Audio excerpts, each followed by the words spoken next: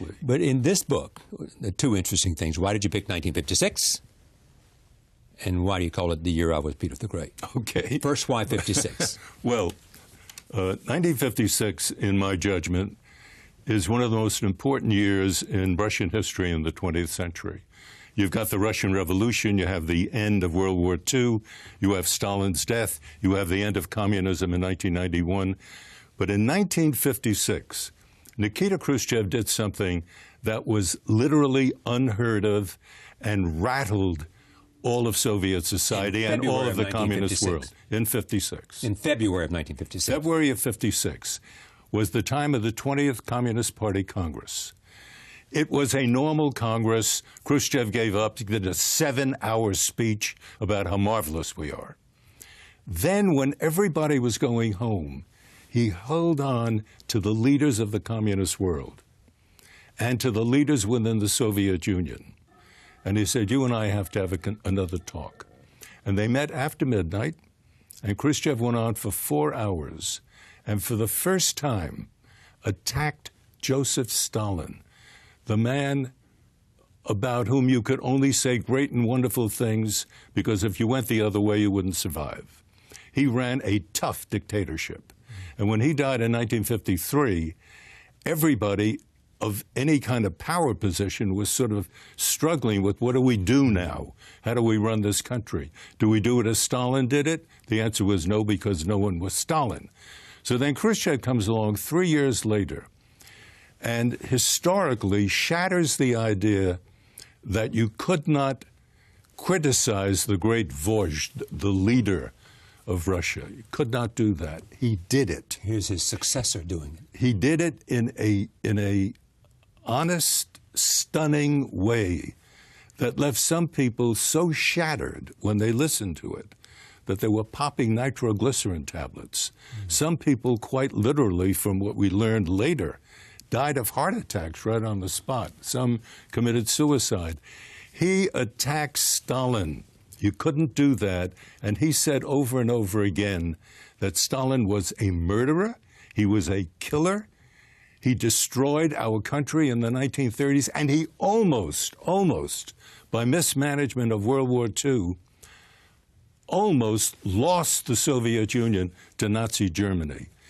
And it doesn't have to be Khrushchev, for anybody in a position of authority in Russia, that was the worst crime of all. And how did the contents of the speech get out? That was the tricky thing, Charlie. He said at the time he spoke, this must strictly be between the two of us. But his son, Sergei Khrushchev, who lives up in Providence, Sergei told me that one of the things about his father was that he said one thing, but then he would operate under the table to make sure something else happened. And what happened was that he made sure that every communist leader around the world was aware of what he had said. In Poland, the communist leader filled in the head of the Polish Communist Party. That reporter, a reporter was then told what he said. He then gave that to Western reporters. The Israelis were the ones who picked up the speech and gave it to the CIA. The CIA then released the speech in early June of 1956, by which time the word had spread throughout the Soviet Union.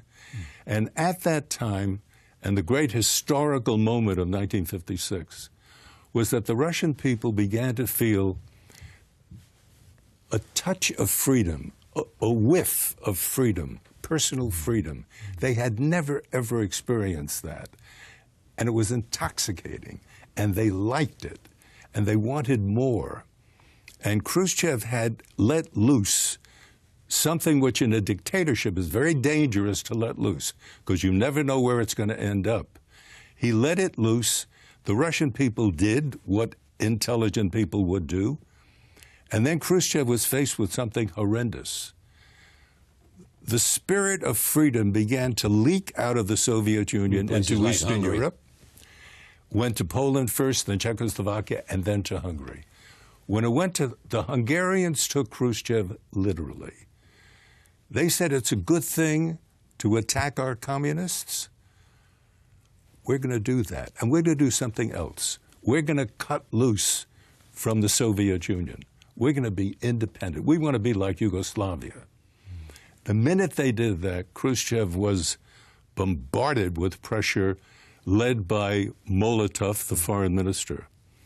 And Molotov was saying, if you don't crush this immediately, you're out. And Khrushchev... Because we will throw you out? We, the Politburo, will kick you out. And Khrushchev had that decision to make. Do you crush the Hungarian Revolution, and in that way I retain my power? Or do I really just let them have it? Let them have their freedom. Who cares? Have freedom. But he couldn't do it. He couldn't do it, wouldn't do it, crush the Hungarian Revolution, and in so doing, destroyed the reputation that he had.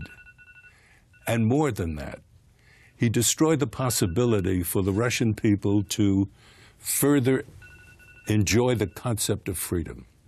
The book is called The Year I Was Peter the Great. You were